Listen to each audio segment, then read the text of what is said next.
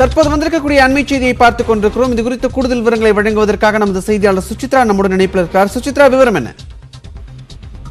விஷ்ணு, மக்களவையினுடைய அலுவல் ஆய்வுக் கூட்டம் இன்று மதியம் 1 மணிக்கு நடைபெறும் என அதனுடைய சபாநாயகர் ஓம் பிர்லா அறிவித்திருக்கிறார். மிக முக்கியமாக கடந்த 7 நாட்களாக நாடாளுமன்றத்தினுடைய 2 அவைகளுமே முற்றிலும் முடங்கியுள்ளன.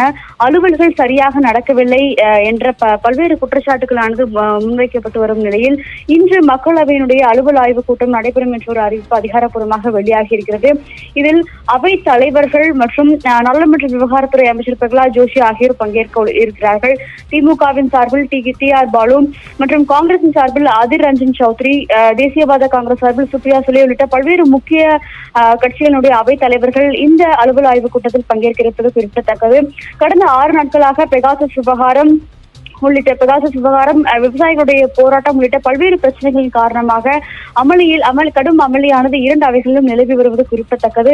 இந்த பெகாசஸ் மற்றும் வேளாண் சட்டங்கள் தொடர்பாக அவைகளில் விவாதம் நடத்த வேண்டும் என்ற ஒரு கோரிக்கையை வலியுறுத்தி எதிர்க்கட்சிகளுடைய சார்பில் வழங்கப்பட்ட அந்த தீர்மானங்களானது நிராகரிக்கப்பட்டதை அடுத்து கடும் அமளியானது நிலவி வருகிறது. அந்த நிலையில்தான் இதை எவ்வாறு அமைதியான முறையில் அவைகளை நடத்துவது என்பது தொடர்பான ஒரு ஆலோசனைக்காக இன்று மதியம் 1 மணிக்கு நாடாளுமன்ற வளாகத்திலேயே இந்த அலுவல் ஆய்வுக் கூட்டத்தை நடத்துவதற்கான ஒரு முடிவிற்கு வந்துள்ளதாக சபாநாயகர் ஓம் பிர்லா தெரிவித்திருக்கிறார்கள்.